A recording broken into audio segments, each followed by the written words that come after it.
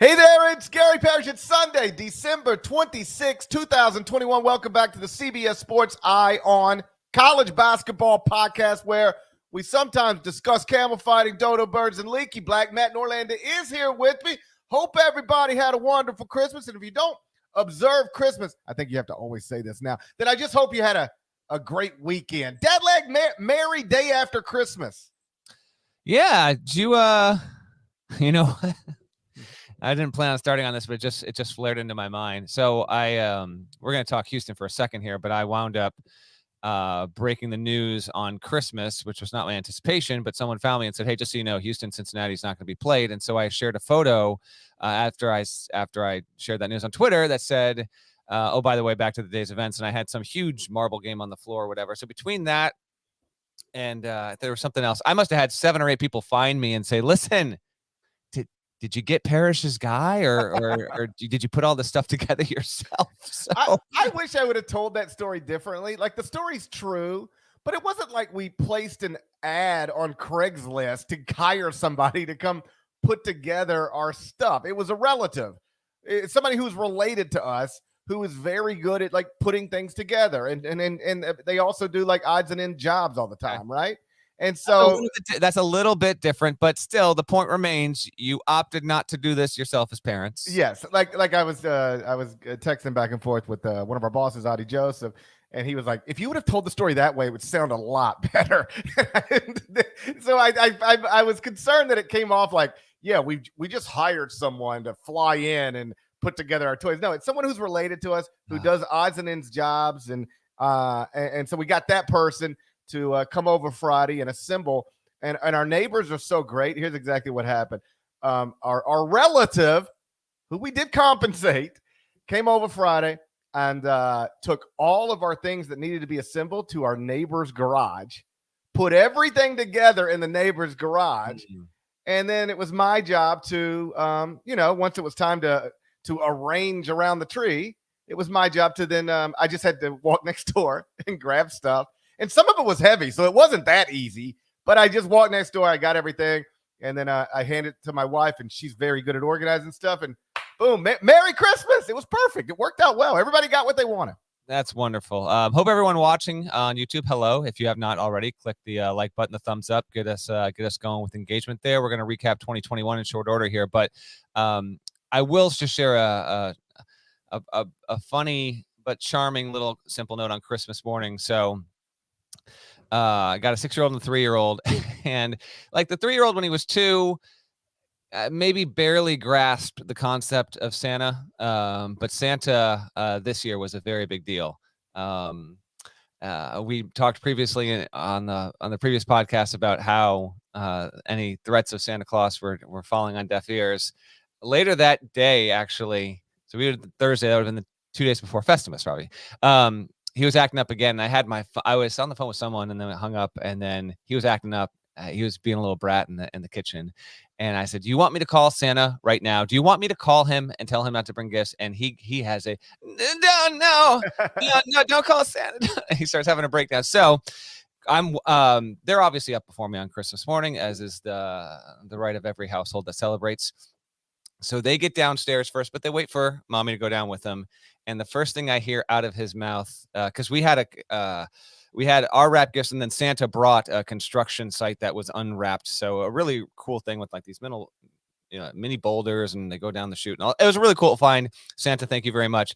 And so all I hear is like 30 straight seconds of, "Thank you, Santa. Thank you, Santa. Thank you, Santa. Thank you, Santa. Thank you." So he had never expressed such gratitude in his entire life. And so it's a super awesome moment as a dad to be able to hear that. That's what I woke up to on Christmas morning. So we have had fun. And I think I'm putting the over-under on fights over toys between my 2 boys at about 16 and a half in the past, call it 32 hours. So we're actually doing pretty good. Yeah, we're doing pretty good now. Santa also brought Lego kits, and that was very fun, but my back was about done after about an hour straight of having to build all this stuff. Although my 6-year-old is really starting to show some independence and did some himself. So we had a very nice Christmas, and Santa also brought my older son his first ever record. He is genuinely a Beatles fan, and the only Beatles record we did not have in this household happened to be coincidentally enough, was Let It Be, which is the subject of the Get Back documentary. So he has his first Beatles record, and he wanted to listen to it today because yesterday was all about Christmas music. So it was a good time. And well, thanks for asking. Since watching Get Back, have you found yourself listening to Let It Be a lot more often than you ever did? I have. I'm actually not done, so I've got about 30 minutes to go in the third installment. But no, but I also rank that's got to be like at best my sixth favorite Beatles album, on the pecking order. But I'll once I'm done with it, like we listened to it today, and it was like, it's cool to kind of watch that play out. But yeah. I found myself like in the car listening to Let It Be. Like I haven't listened. My favorite Beatles album, and I don't think this is everybody's. In fact, I know it's not everybody. My favorite Beatles album is Abbey Road, but I've always liked Let It Be, and I didn't realize. I started reading a lot about Let It Be after the documentary came out. It didn't get great reviews in real time. It has aged better, is my understanding of it. Mm-hmm. Like music critics like it more today than they liked it in real time. But it's always been one of my, I don't know, I've always enjoyed Let It Be, but I really like revisiting it now that you sort of watch these songs come out of nothing and understood how they, how they were made. And so if we haven't made it clear on previous podcasts, the documentary, if you care about the Beatles at all, is tremendous. I had a similar moment on Christmas Eve. We talked about this on the podcast. Like you can threaten the whole Santa thing all you want. It just doesn't really matter usually. So on Christmas Eve, we go to my mother-in-law's house, and then we come back to our home, and my mom, spends the night with us. And so she's there in the house. And I can't remember whether my mom said it or my wife said it, but one of them said to our oldest, because for people who don't know, Norlander's got two boys. What ages again? 6 and 3. 6 and 3. So we've got 3 boys, but one of them is an 18-year-old. We have an 18, a 7, and a 5. So I always tell people we had one kid when we were too young, and we had 2 kids when we were too old. Our timing and planning and everything was way off. So the little guys, they were just going back and forth like they do, agitating each other, trying to fight over toys, everyday stuff here. And at some point, either my mother or my mom, one of them said, hey, because we had been watching the Santa Tracker, and at the time online. Big time deal in our house, yeah. Oh, yeah, we watched it. And so like Santa was over Brazil. And so somebody's like, Santa is flying over Brazil right now, but there's still time. He's watching you right now, and if you keep being bad, he will not come here. Somebody said that, and I swear to God, my 7-year-old Oliver, he said, "We're bad every year, and he comes every year. It's fine." And I'm like, "Geez." And then my wife was like, "Should we really like one year? Should we should we actually follow through on that threat?" And perhaps there's an argument in favor of that, but it always seems cruel because when they woke up the next morning, we had that same moment you have. Like, it doesn't matter all the fighting and all the whatever, just the stuff that kids do, brothers do, young brothers do. And I can just tell you, like, if you were hoping by next year it'll be better, it won't. It's the same stuff. Like, I've got 7 and 5 right now, and they're still going at it every day. But they're best friends. They love each other. But boy, they get into it every day. So the next morning they wake, just same in most households, the kids wake up first, and they're under instructions to come. Hey, when you wake up, come wake us up first. But they never do that. They wake up and they're excited, and they walk in the living room. Then they walk into the bedroom, and my little guy Lou, he said, "Come, Mom, Dad, get up. Everybody's Santa came."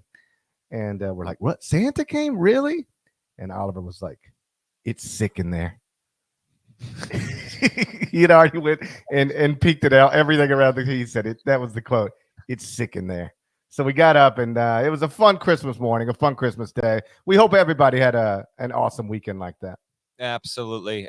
Quick shout out before we get really going here. One more quick thing behind me over my shoulder there. That's a guitar in there. I lost an uncle in 2013, and he had a widow who unfortunately passed this past year.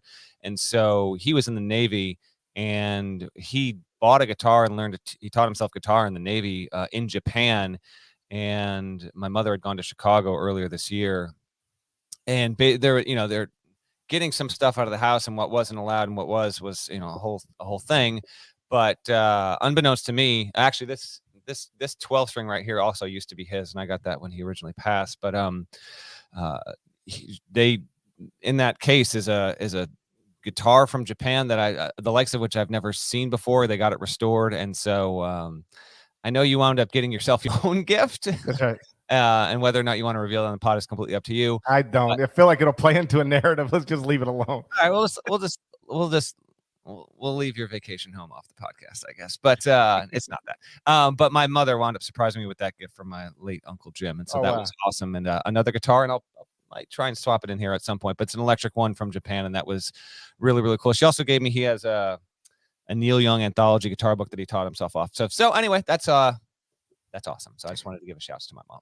Yeah, my wife and I, we got our own gifts this year, and guess what? We're both thrilled. We're both very happy.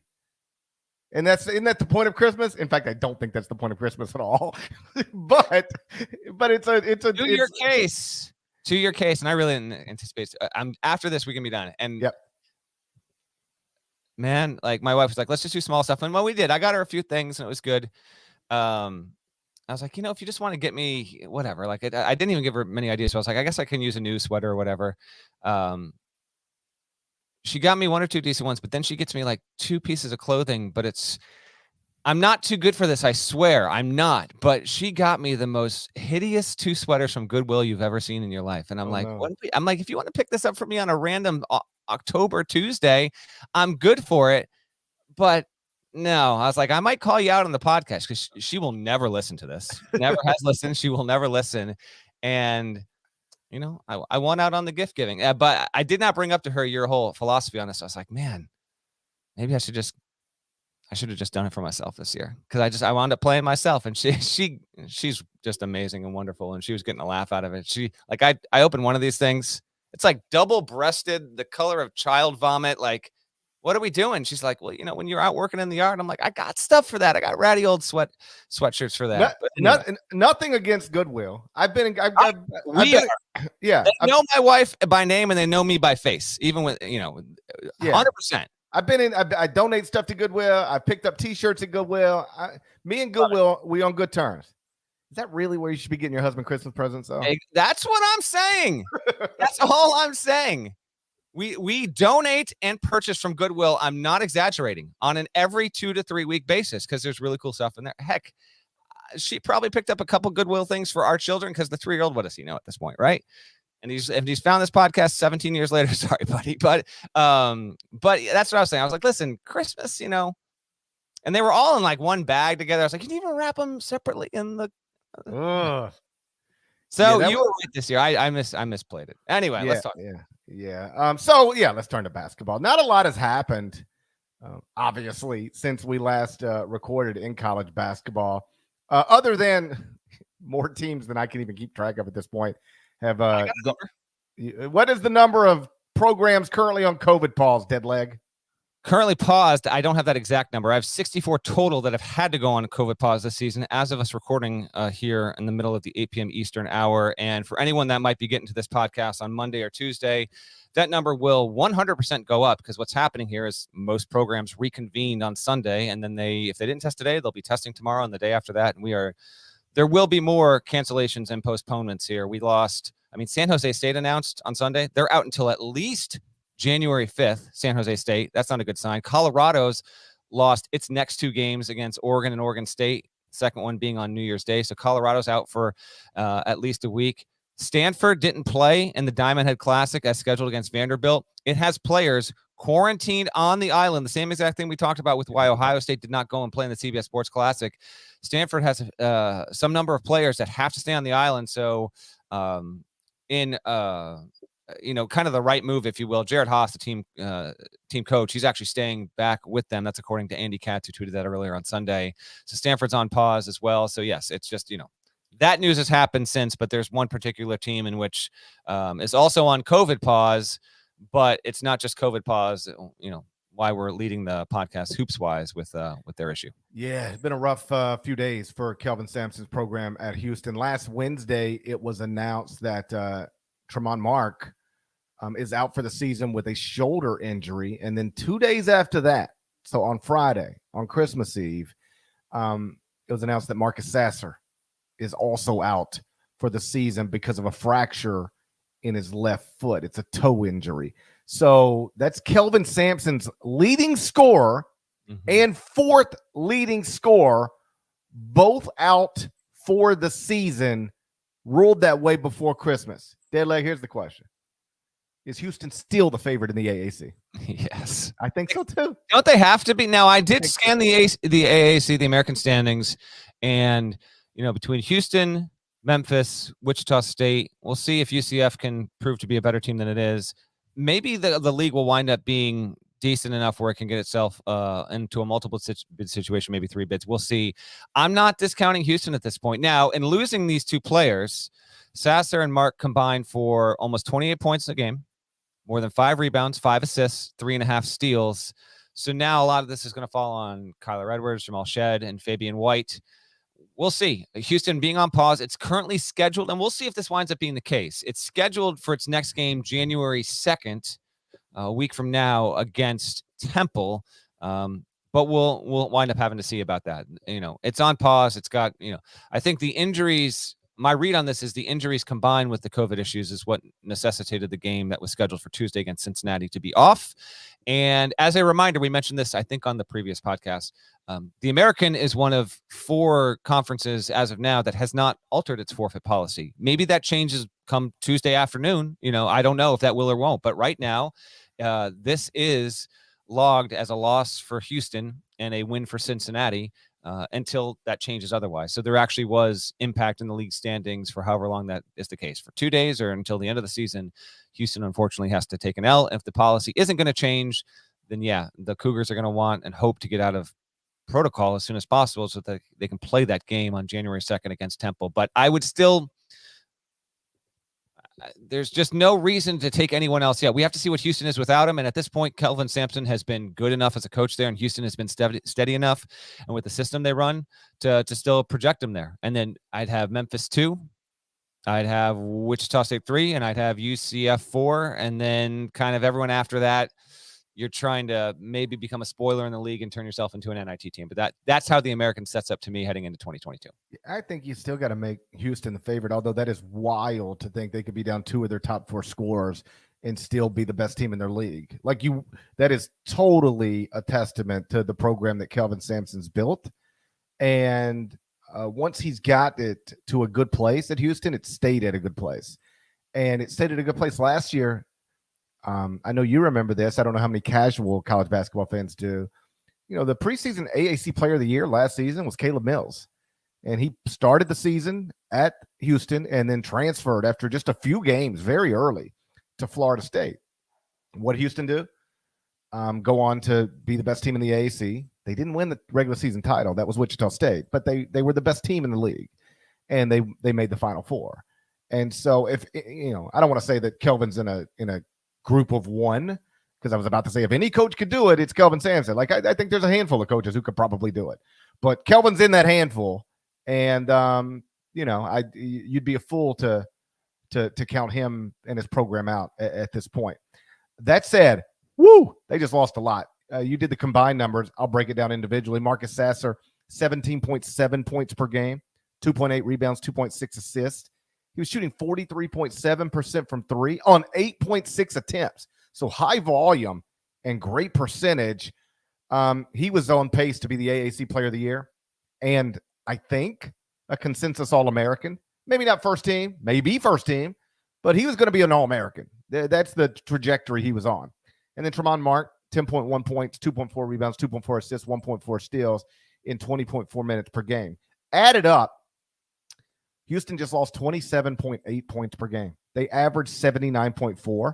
So Houston just lost in a 3-day period for the season 35% of its scoring. Not ideal. No. Saw this from Myron Metcalf, our buddy over at ESPN. He said that with Marcus Sasser on the court this season, Houston averaged 116 points per 100 possessions and made 41.4% of its three-point attempts.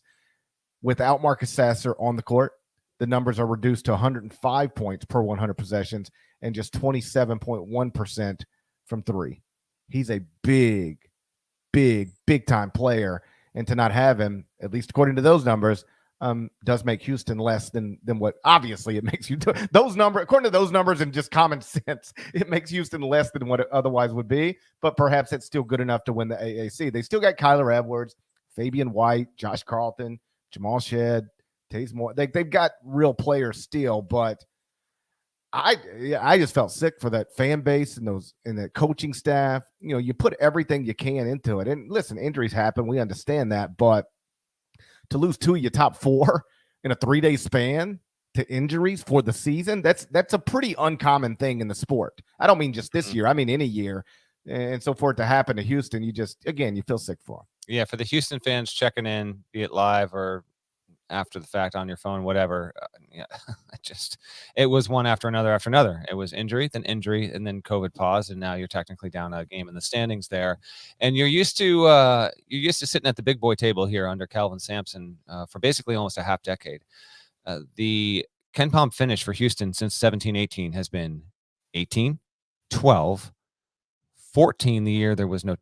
Last season, Houston finished as the number 5 team, of course, made its first Final Four in 3.5 decades. And now, as we talk here, Houston sits at 4th in KenPom, which is higher than it's ever been at KenPom. And at this point, if I tell you right now, you got to take one or the other, I'm guaranteeing you finish 20th at KenPom, or you gamble and chance it. I think every Houston fan's just like, you know what? Give me the 20, because you just don't know. Without Sasser, that's a huge hit there. And we'll have to check in a little bit and see where they're at. Defensively, I still think they're going to be pretty good, obviously, even without those guys. I still think as a unit they can do well, but they're going to probably have to win ugly. And whereas with them, I thought Houston still had a Final Four ceiling. I think it's fair and objective to say that the Cougars now, they don't have that ceiling. Doesn't mean it's impossible for them to get there. That's not. But I just think objectively speaking, their ceiling is more second weekend now. If you're looking for a reason to believe that this will still work out for Houston, it sucks to lose them the week before Christmas, but like most of their tough games are behind them. Like they might still be good enough to go something wild in this league. Like put together a really good number, even at a diminished version of itself. So, we'll see. But just to circle back and then we'll move on. You mentioned the American athletic directors are going to meet about whether to rescind their forfeits policy. You have to, don't you? I mean, you have to. I mean, once the premier program in your league is on COVID pause, it's going to cost it a game. Yeah, I know. You got to pay attention to that. Hey, I can say this: the Valley, these leagues have met. The Valley, the WAC, the A10, they've met. Now they're open to changing if necessary, but they have met. These leagues have met and talked about this, and they just haven't. Now it could change, and particularly Houston situation when you have the best team in your league, and coming off a Final Four, maybe that alters things. I don't know. It should. I will say this. Remember this. Now, this is actually a key detail that the public, I don't think, is aware of this. Houston's not on these calls, man. Houston, UCF, and Cincinnati are leaving the American to go to the Big 12. So with like this COVID stuff, they're not on the calls. When all of this stuff about what's happening in the American Athletic Conference, we're doing with our COVID policies. All right, we want your input. Athletic Director A, Athletic Director 2, Athletic Director D, all this stuff. There are no representatives from Cincinnati and Houston and UCF on these calls because they're leaving the Big 12. They're still technically a member of the conference and will be. But as it pertains to how that's just like, odd bedfellows will live with you for now. But to your point, it wouldn't surprise me if the American was still cut off the nose to spite the face deal. I get that. But just so you're aware, it's not everything is symbiotic with these schools in this league. I got it, but then that leaves, okay, so once you remove those programs, what's the biggest program in terms of prestige left? It's the Memphis program. Just trust me when I tell you Laird Veatch is going to want to rescind the Memphis athletic director. He's going to want to rescind the forfeit rule because they're still operating with 6 unvaccinated players. It'd be a miracle to not have to go on another COVID pause with 6 unvaccinated players. So I promise you, if he'll be leading the conversation on that, and I'd be shocked if the AAC doesn't rescind this forfeit policy for all the reasons we've already stated, but also because it's simply put, it's the right thing to do. We're living in the middle of the dumbest pandemic of my lifetime. I've never seen one like this, and this Omicron variant is super duper contagious. It feels like everybody who tests is testing positive. And so, like, I'm actually worried about this. When I read the story about the Stanford players having to quarantine in Honolulu, I'm now going to New York every week, starting this week. I'm going to New York. And we went, last season before most people were vaccinated, but by the end of last season, so like March, and certainly at the Final Four, even fully vaccinated people were having to test regularly. But at some point when things calmed a little, if you were fully vaccinated, we weren't testing all the time anymore. We're back to testing every time now. So, like, I'm assuming at some point I'll be asymptomatic, because I'm double vaccinated and boosted, and I'll be okay. But, like, I'll pop positive in New York City, and that's a 10-day quarantine in New York City. Like that. Really, I mean, come on now. Is that really going to let you down? You know what? I was talking to somebody about this weekend. The whole isolation thing, especially when you're stressed out by your kids and you're like, oh, wow, isolation sounds great. I'll catch up on Curb Your Enthusiasm and, watch, this movie and that. The truth is that's fun for about 8 hours. And then you're like, dude, I just want to go out. I just want to go for a walk. I just want to see my kids. And it's especially hard, it's hard for everybody, but like 10-day isolation in New York City for me means my wife is 10 days at home with our two little guys by herself. It's like, I've already, like, we talked it through. Like, it's good. It seems hard to avoid. You're gonna have to hire that. You're gonna have to hire that relative again. Well, I can text them. It's what a dumb pandemic, We're actually living through this. Yes, I know. What a dumb pandemic. A dumb pandemic. I think we should recap this year we lived through. Holy God. So on a previous podcast, at the end of a very long one just the other day, Deadleg, he was thinking ahead. I give him credit. He was thinking ahead. And I was just thinking about getting it over with. And he was thinking ahead. And he said, we could do a year in review on Sunday. And I was like, you could do a year in review on Sunday. And then I was like, if you want to balance, I got this. I mean, I felt when I left the studio, as they say, I felt like, you know what? I didn't have to crap on his idea, like publicly. I don't mind. Yeah, he was thinking. He was actually planning. I was just trying to see if I could fit in a nap on Friday afternoon. And he was like actually like in, and so as Friday unfolded and Saturday unfolded, and as you predicted, nothing happened outside of the stuff at Houston. I was like, well, we do need something to talk about on Sunday night outside of Legos and our kids and Marcus Sasser. And so I said, here's what we'll do. We will both come up with a top 10 stories in college basketball in the year 2021, calendar year 2021. And we'll compare our lists and see how much we have in common and see which one of us forgot something that seems obvious once it's pointed out. So we're going to do that next. But first, check this out. So 2021, the year is just about in the books. If I got my calendar correct, we got after today, we got 5 days left in the year. And I looked at the college basketball schedule, and there ain't really much going on. Like, there's no high-profile game left in the year 2021, and even the best games will probably get canceled because that's where we're at now. So I feel like whatever we come up, like, I don't think anything that's going to happen in the next 5 days is ever going to break this list of the top 10 things in college basketball that happened in 2021. So as I was sitting here on the day after Christmas, I just started brainstorming, just put boom, boom, boom, boom, just bullet point. And here's one. And then I went back through my entire list and I ranked them 1 to 10, what I think were the most interesting, best, memorable, important, however you want to do it, things that happened in college basketball in 2021. I got my list of 10. You told me you got your list of 10. Yes. So let's just start at the top. And then if we both have it, say where you got it on your list. We'll cancel that. We'll move on. All right. Before we get this going, a couple things here. As we do this, anyone watching live on YouTube, if you've got... Hey, YouTube. Hi, YouTube.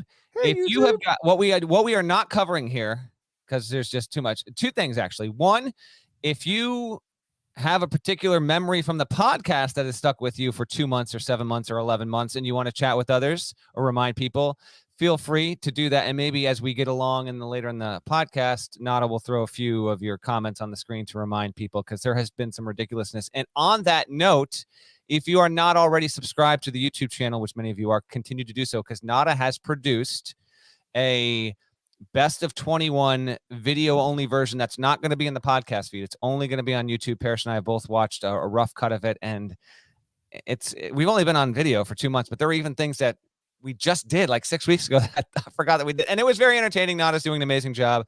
Nada, you are the man. So I encourage discussion with all that. As we get going, how many of these do you think we will have shared in our top 10? 6. I'm going to say 7.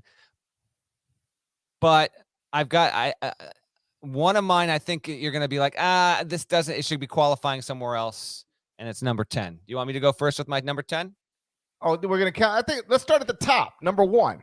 You want to go 1 to? Why? We're counting down. End of the year. Count down. No, I think we count up, because the things we're going to have most in common are going to be the ones at the top. So let's cancel them out. And then the most interesting thing, boy, we should have talked about this before we started. The most interesting climactic. Why would we not count down?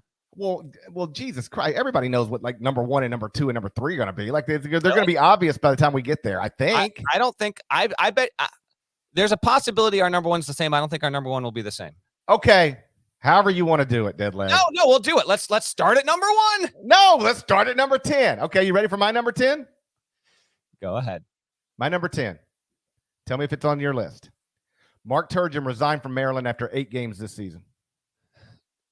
It's not on my top 10. As I do every year for the court report, I also have this list in wider form, and this is a rough look. So Turgeon is on my list, but right now I have Turgeon stepping down from Maryland at number 19 on my list. I had it at 10. What's 10 on your list? 10 on my list, because again, at the time, this was the big story before we got to the tournament, was the Gonzaga versus Baylor, number 1 versus number 2. Who's going to be better? They were by far that we talked about it on 9 podcasts minimally. These two teams are so far removed from everyone else in adjusted efficiency margin. So it was the January, February until Baylor paused.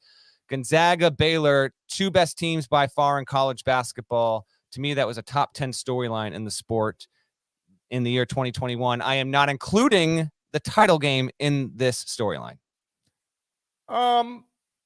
Well, I mean, I obviously have a Baylor item, and on my list of things, I had Gonzaga enters the title game undefeated, but with the way the title game went, I don't think that matters that much anymore. And so I did not put it in my top 10.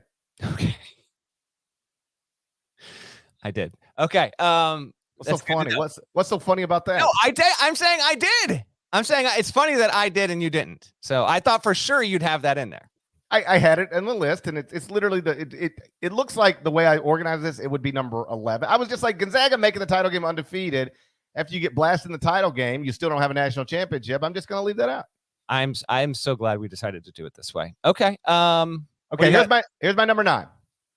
Luka Garza goes from a preseason national player of the year who becomes the national player of the year, and it was announced in his final home game that his jersey will be retired. I thought all of that was pretty cool.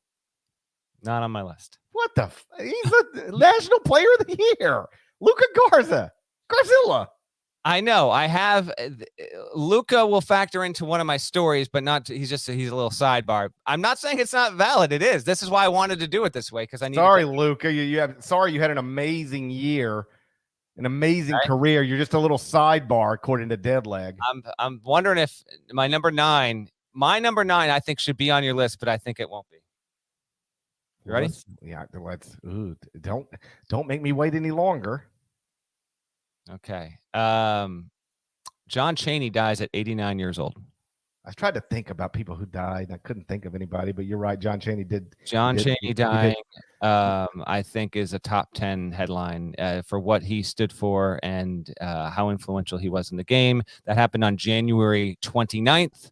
And I had that as I was just compiling all these. I had it like sitting there unintentionally at like 12 or 13. I'm like, no. John Chaney dying is a top 10 headline this year. So that's my number 9. I didn't have it, but I do not object. Here's My number 8. Now, like this has got a lot of stuff in it, but it's all connected. Okay. And so, just anything you got that connects to this, we'll call it those. That's a match. Texas wins the Big 12 tournament, then loses to Abilene Christian in the first round of the NCAA tournament. Then Shaka Smart takes Marquette, which opens Texas for Chris Beard. Okay. All of that's connected. Yeah. So that Shaka wins the Big 12 tournament. It's like, ooh, Shaka's safe. He's off the hot seat. Boom, loses to Abilene Christian. It's like, ooh, is he going to end up on the hot seat? Shaka's like, double birds. I ain't ending up on no hot seat again. I'm going to Marquette. And then Chris Beard is like, holy cow, Texas opened up. I guess I'll move across the state. Right. Big one for sure. I've got one that didn't make the list, but I'm going to wait just in case you include it in another way in it. And I've got another one where it kind of, you'll know what I'm saying when I bring it up, but that is definitely in there. I just have that exact thing tied to other things. That's all. 2021, man. Wild year. By the way, I have a fun trivia game coming. Not trivia time, just trivia game coming after we get all this. Number 8.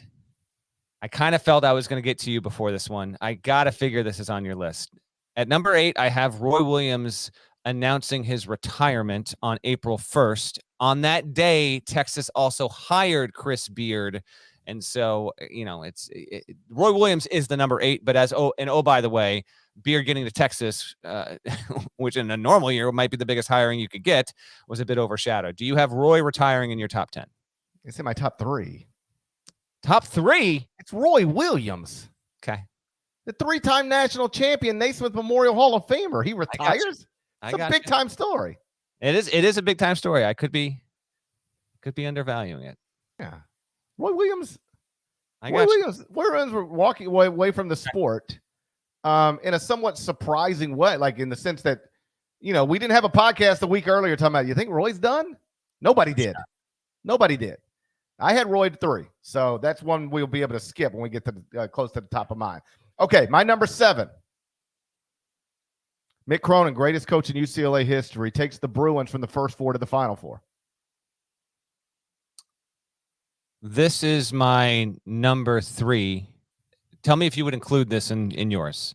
My number 3 biggest story of the year is Gonzaga beats UCLA 93-90 in overtime in one of the 3 to 5 best games in NCAA tournament history, and UCLA is making the Final Four in doing so. Lump them together? I mean, you can if you want to. Do you have the Gonzaga one separately? No, I mean, no. I mean, that was the game of the year. Highest rated non-football broadcast in 2021 was that game. So to me, that's a top 3 story. I feel like Gonzaga, UCLA, that whole moment, that game, it's all tied to UCLA going from the first 4 to the Final 4. It's all under the same umbrella. Okay, then we would generally agree. I have that number 3 on my list is Gonzaga, Suggs, 37-footer, overtime, best game of the tournament, best game in decades. That's my number 3. Okay, what's your number 7? My number 7 is attached to the men's tournament, but is actually the women's NCAA tournament's inequities kind of up against the men's tournament. Oh, somebody's trying to make sure the eye on college basketball is Title IX compliant.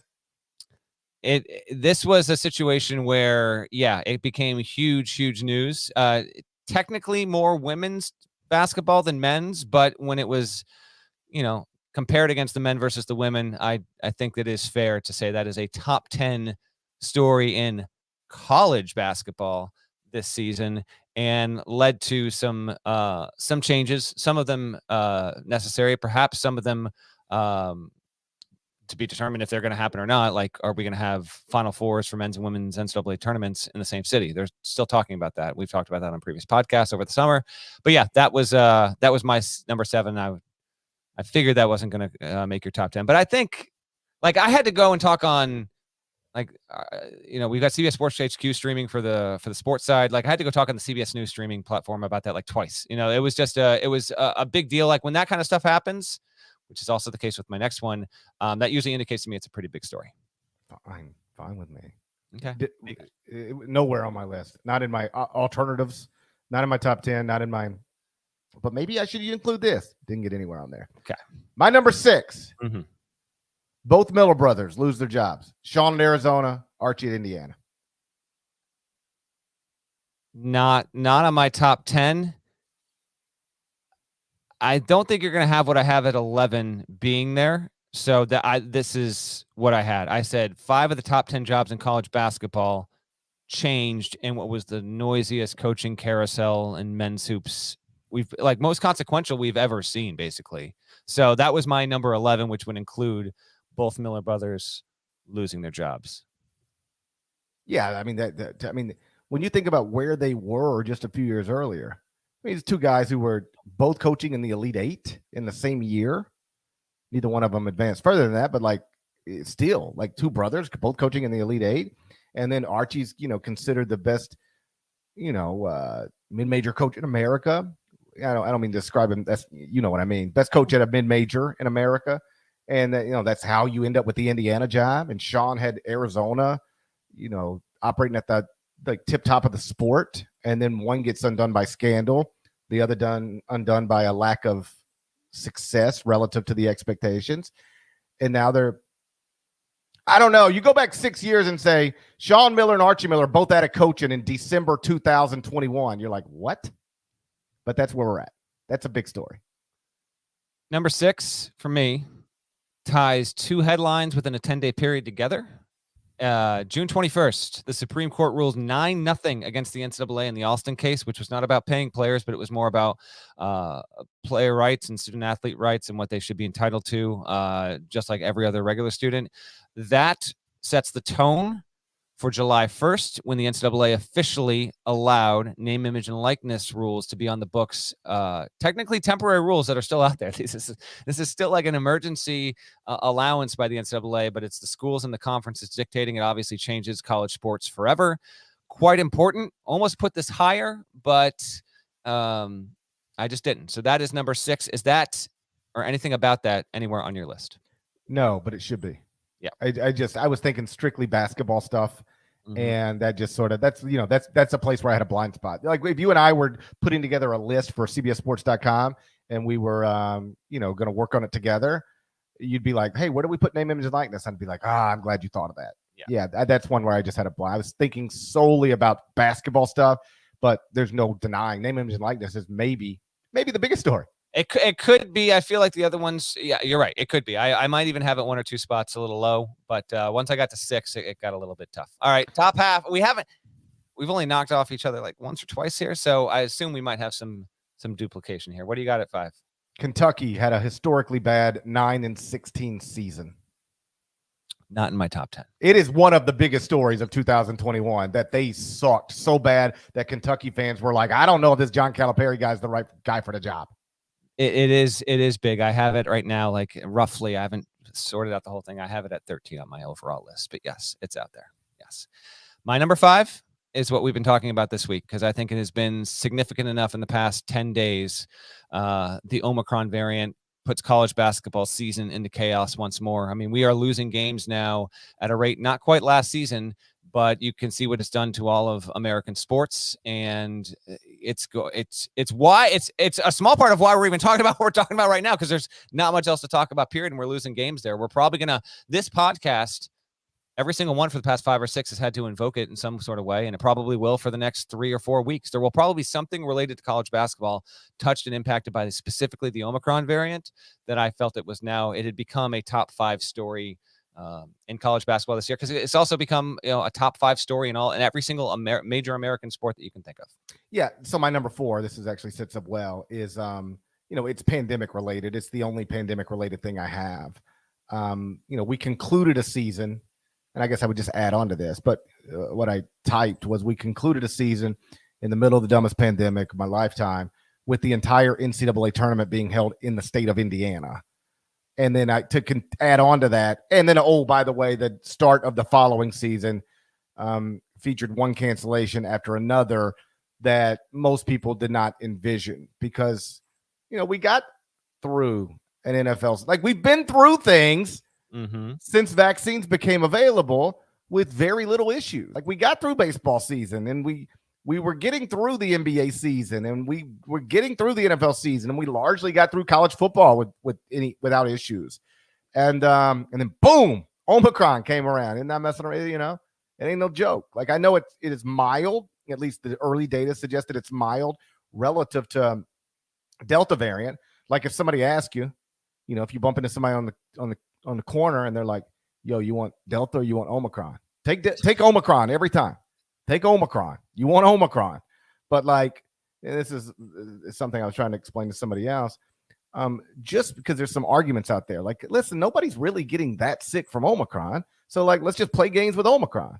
And the truth is, whether you think that's right or wrong, like you guys can go fight about that on a message board somewhere. It's just that, you know, sports have largely made it clear if somebody pops positive for something under the COVID umbrella, whatever variant, they're not playing, you know, period. End of story. Now, we might look back in 5 years and be doing it differently. I mean, like in 5 years from now, and then we might be living on a planet where, you know, like they're not even testing for COVID anymore. You know, if you feel well enough to play, go play. And if you don't.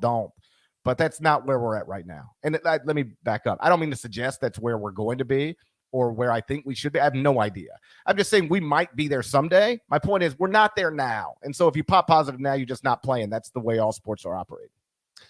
This is my number one story. Going back to what I mentioned before with having to go on like CBS News, I was on twice a week minimum for 3 straight weeks because the idea that the NCAA tournament was happening at a single site had never happened before. It was the largest logistical non-Olympic undertaking as far as I could tell. And this also having spoke with NCAA people and organizers and people that are even outside the NCAA. It was the most logistically difficult thing that's ever been done in American sports that wasn't like putting together an Olympics, and maybe even more tough logistically when you considered it was in a quasi bubble, everything that went into it. To me, holding the NCAA tournament in Indianapolis under those circumstances, single site, was the biggest story because also, you know, it was 3-week long kind of thing. So within that's where I've got, you know, side stories like Oral Roberts, first 15 seed to get to the Sweet 16 since Dunk City did it, you know, 9 years ago. I had the Abilene Christian deal in there, which sets off this chain of events where Beard goes to Texas, and then Shaka's at Marquette, Porter Moser. They get to the Sweet 16, so he winds up being at Oklahoma. You know, Oregon State makes the Elite Eight out of nowhere. Beaver Fever, hello. UCLA makes the Final Four. So all that kind of encapsulated in. But the big story for me, that was my number one. What is yours?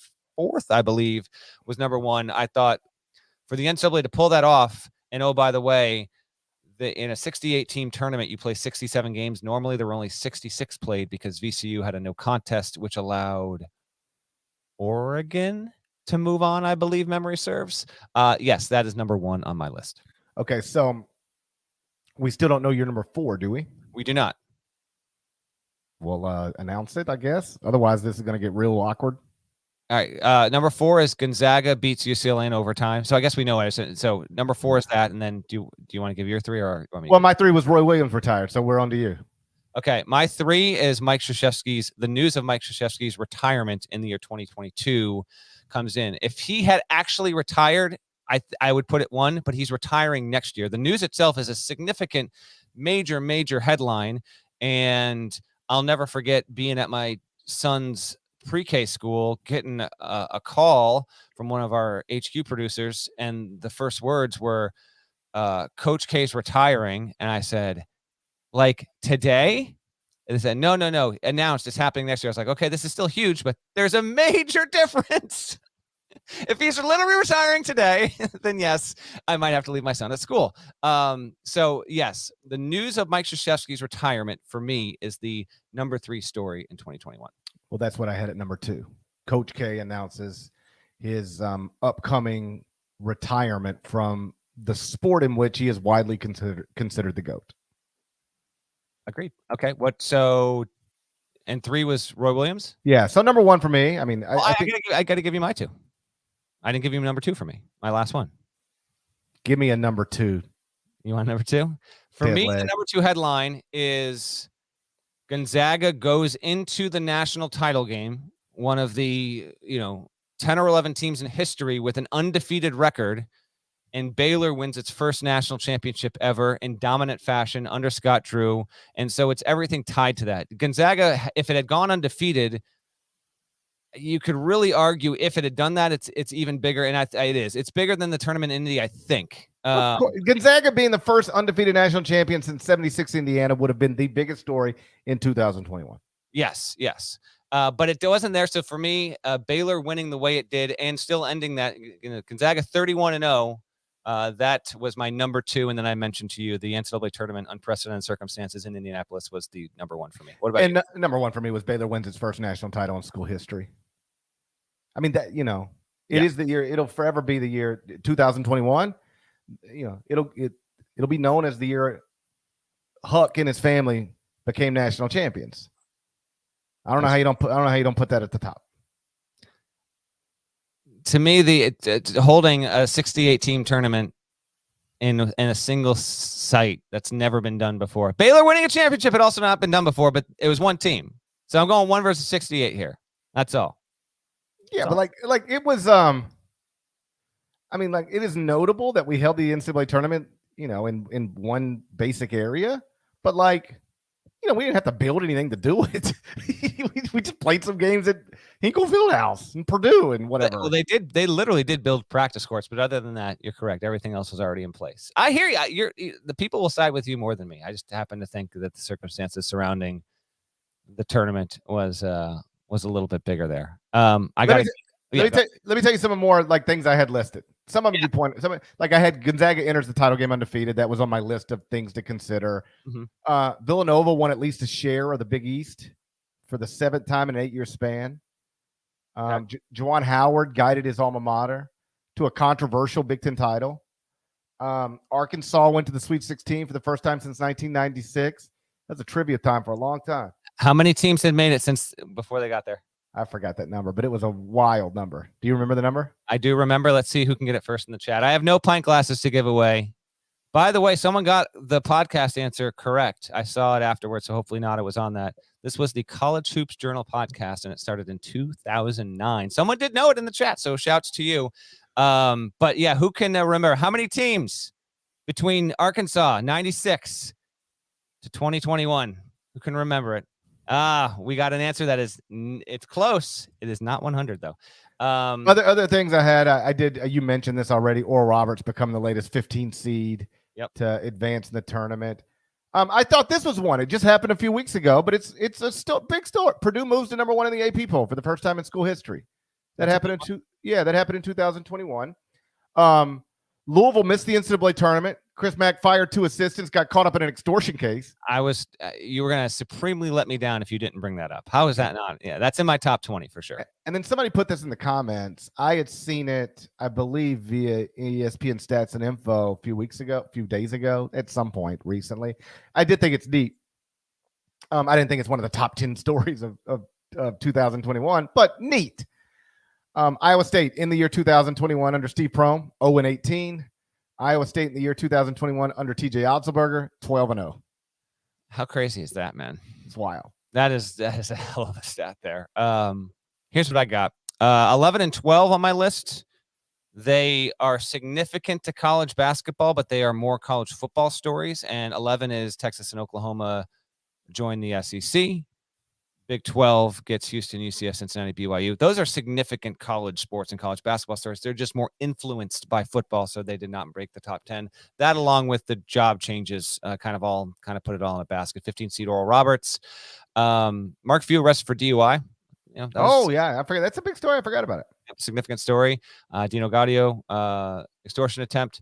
I have here, this isn't in my top 20. It's just on my list, and I don't know if I'll include it in the court report. But I loved everything about Illinois sparking this rivalry with Michigan and everyone getting pissed at Michigan for going on this long COVID pause. They didn't make up games. Michigan got the Big Ten regular season championship, and it created some real intense passion and feelings. And then Trent Frazier, on the bench creating his own Big Ten B1G champs on the side. I thought that was awesome. That was a lot of fun. Amani Bates and Jalen Duren reclassifying and committing to Memphis. I think that's a top 20 to 25 story in college basketball this season. I had Turgeon in there. One more tragic one. Not technically in college basketball anymore, but Terrence Clark dying in a car crash at 19 years old in LA when he was doing draft prep. That was a shocking, stunning story. So that's just, I'll have a few more. You'll have more of this in the court report this week at cbssports.com, but that's kind of 2021 in review. Again, if you've got any, 99 was the answer for Arkansas. If you've got podcast memories you want to invoke in the chat, feel free to do so now. I'm going to play a game here with the viewers and Parrish in real time because this pandemic, man, dumbest one. Now, Dumbest one. Dumbest one. Somebody said in the comments the other day, I saw they were like, the 1918 pandemic was way worse, and I'm like, not in my lifetime, bro. Not in your. I know it might not look that way, but not in my lifetime. I never said this is the dumbest pandemic ever, although I do think it is the dumbest ever. Maybe not the deadliest, but certainly the dumbest. There's a very rational case to make that this is the dumbest. It's got to be the dumbest. I don't know if it's the deadliest. It's definitely not the deadliest, but it's certainly the dumbest and the deadliest of my lifetime. Undeniably the dumbest of my lifetime. I've never seen one like this. We're going to play 20 or 2021. When did it happen? Okay. I got, 5 or 6 here? This is in random order. Definitely not chronological. All right? Yep. So I got 1, 2, 3, 4, 5, 6. I got 6 and maybe a 7th. I haven't decided on the 7th one. We're going over under GP at 3.5 correct answers. I'm going over. You going over? For me? Yes. I believe in myself. Okay. Penny Hardaway agrees to a 5-year, $12.25 million contract. Did it happen in 2020 or 2021? I'm going to say that happened in 2021. It happened December 21st, 2020. Wow. What are you going to do? What are you going to do? Oscar Tshiebwe leaves West Virginia. Did it happen in 2020 or 2021? That happened definitely in 2020. It happened January 2nd, 2021. Oh, for 2. I feel like you're moving the calendar on me a little bit. I just remembered it was early. And it was early, but it late. Was it was early. It was late. It was early, but it was late. 2021.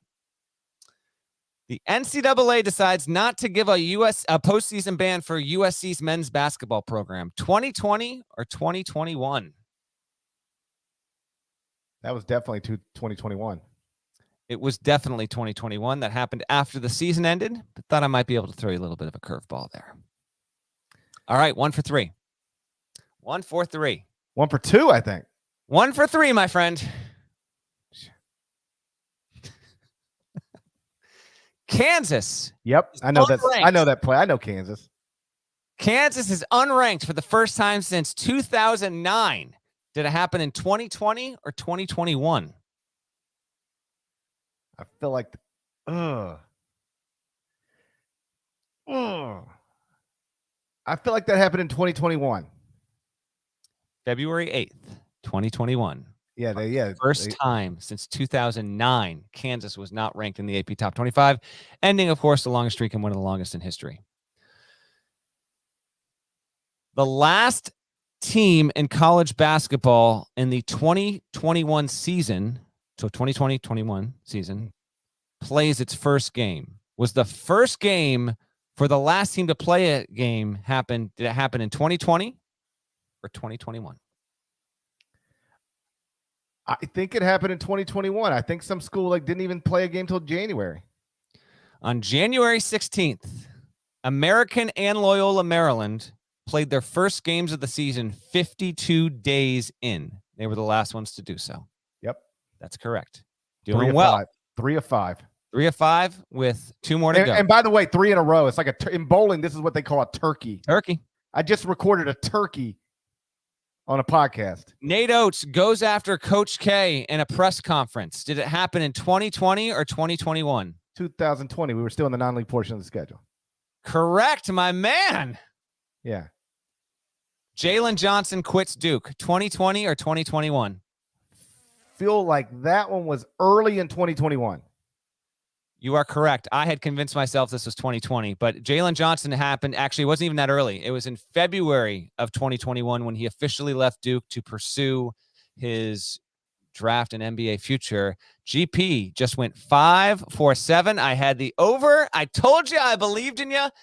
Again, 2020 or 2021, GP did well for himself. And yeah, man, there were a couple, in just researching this, there were some things I saw where I was like like when I saw the Jalen Johnson thing, I'm like, man, I could have sworn that was December of 2020. I would have never thought February. February. I Yep. thought early January. Jalen Johnson left Duke on February. How about this? Jalen Johnson left Duke on February 16th. Okay. 3 days later, Jim Boeheim says they are actually much better now without him. 1 day after that, Boeheim defends his comments aimed at Duke's Jalen Johnson, admits, quote, he hasn't seen him play this year. I love it. I mean, just unbelievable. Like I know we've got wild numbers in transfers now. And listen, I'm all for these young people doing whatever they want to do. If some people are like, don't run from adversity. If you want to run from adversity, it's fine with me. I don't care. I don't care what you do. I'm worried about my kids. I'll let everybody else worry about everybody else.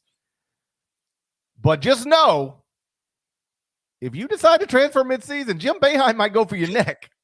He really might. He went after James Akinjo, went after Jalen Johnson. Like if you transfer from one of his, if you transfer from a program led by a coach Jim respects, he might come for your neck. You're not safe.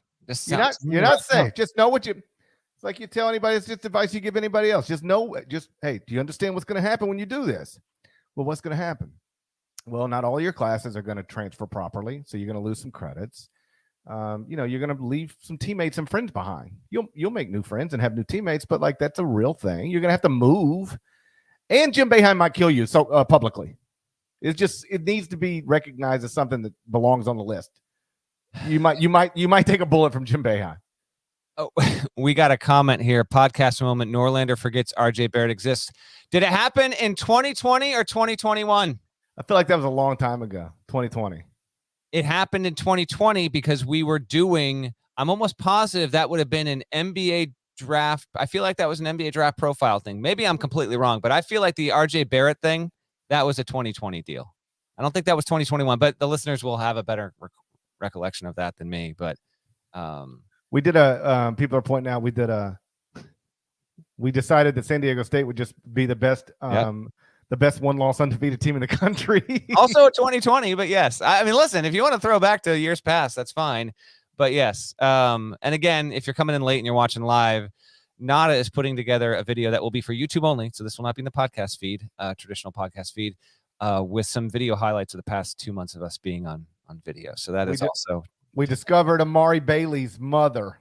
That's 2021. I swear I almost did this. 2020 or 2021, Amari Bailey commits to UCLA. I don't know when he can. I don't have it anymore, but I feel like it happened in 2020, and that's why I was going to debate doing it because it was so long ago. But I could be way off. Maybe someone's going to be like, "You idiot! He committed like 6 months ago." But I thought he committed to UCLA in 2020, and I was going to ask you, but I was like, you know what? I don't need to invoke Amari Bailey into this podcast any more than I have to because he's got a future at UCLA, and we already know what's coming with that. I don't know when he committed. I just know that the first time I ever looked at every one of his mom's pictures on Instagram, that was 2021. She thick, boy. She thick.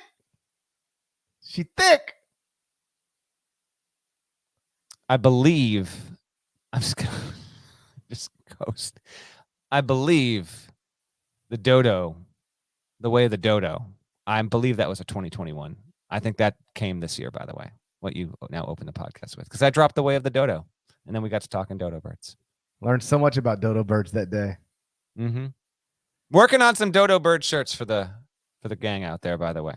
That'll be an update coming in 2022.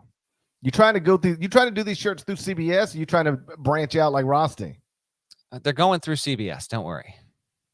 You might be missing out on an opportunity here. Rothstein's in that T-shirt business. I know. You got two young boys. You could be trying. We're gonna make these. It'll be podcast title, and we're gonna make them. We're gonna make them good. We're getting there eventually. We done 2020 or 2021. The dodo bird went extinct. I think that was 2021, but I couldn't say for sure. Now, hold on, real quick. We got to wrap here. I mean, there's just no reason for this to go on anymore. But let's go real time right now, and then Nada, you'll have to mention it in the chat. Let's try and guess the year. No Googling, no wiki. Dodo bird went extinct. Let's try and get closest to the year that is believed, at least. I got mine in mind. I forget, but I'm going to go with 1345. I'm going 1608. It's not. He's saying 1896. Is that your guess, Nada? That ain't the real thing. It's more than 120 years ago. Yeah, Nada doesn't know anything about dodo birds. I'm going 1608. Somebody just guess. See, everyone thinks Nada wasn't around for this, but everyone thinks. And if you're listening on the podcast, Nada's going to live chat on YouTube right now. That's why we're not talking to imaginary people in our head, or are we? Everyone thinks the dodo bird was like chilling when Lincoln was running the show. That's not the case. Nope. Dodo bird was way gone by then. Way gone. I'm not even sure we were a country. We were not. The dodo bird was gone before we even became a country. Dodo bird never got to shoot fireworks on July 4th. Think about that. Think about what the dodo bird missed out on. Never even got an opportunity to see a fireworks show on July 4th, the dodo bird. The last widely accepted sighting of a dodo was in 1662. Widely accepted. So I said 1608. Were you in the 14th century? I said 1345. Yeah, a little too far back. But yeah. Anyway, hey, listen, it had been a while since we genuinely talked dodo birds on this podcast. We made it happen. It's only appropriate. Final week of 2021. Make it happen. Leaky Black, we make no promises. As far as I'm concerned, Paris can knock you out of the intro. Don't ever say that again. Shouts to Devin Downey. Shouts to Chester, South Carolina. Shouts to Kish Lewis. Legend. Shouts to Larnell. Thank you guys once again for listening to Ion College Basketball Podcast. Middle of the dumbest. Woo. This is dumbest pandemic of my lifetime. By far. There's no even argument, really. I remember when people used to try to argue, it'd be like, I don't know if it's the dumbest pandemic of our lifetime. Who's arguing now? Can't even watch Kevin Durant play on Christmas because of Omicron. Who's arguing now? I had that stuff on in the background, but it was purely just on to be on, no volume up or anything. Those games for right now. Who's arguing now? Kevin Durant just sitting at home tweeting while the Nets play. Dumbest pandemic I've ever seen. I ain't never seen one like this. Not even close. If you're not subscribed, please go subscribe anywhere you subscribe to podcasts, including Apple Podcasts and Spotify. You can now leave a 5-star review on Spotify. That ain't something you could do in 2020 or even like November 2021. But you can do it now, so we'd appreciate it if you do it. Remember, on Apple Podcasts, if you've ever had premarital sex or you'd like to have it one day, we need a 5-star review from you to offset the 1-star reviews from people who are anti-premarital sex.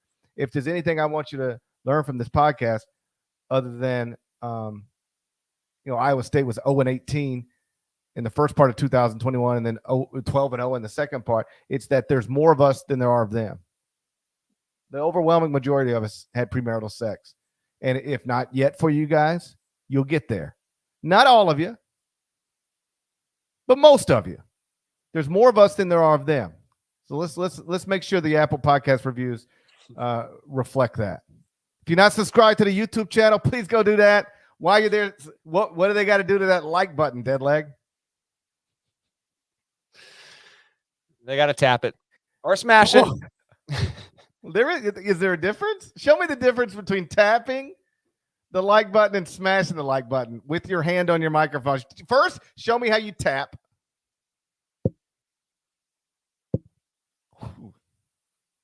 That sounds boring. Now show me how you smash. Okay, let's go. Let's go. Okay. You can do whichever one you want. Tap it or smash it, but I think that demonstration illustrated the more effective approach. but do it however you're comfortable. You have consent with the like button. However you're comfortable. Brandon Davies would do it. He cost himself a whole chance at a Final Four just to smash a girl. Now you can smash a like button. Cost you nothing. You got no excuse. So please go do that. We'll talk to you again on Wednesday morning. Till then,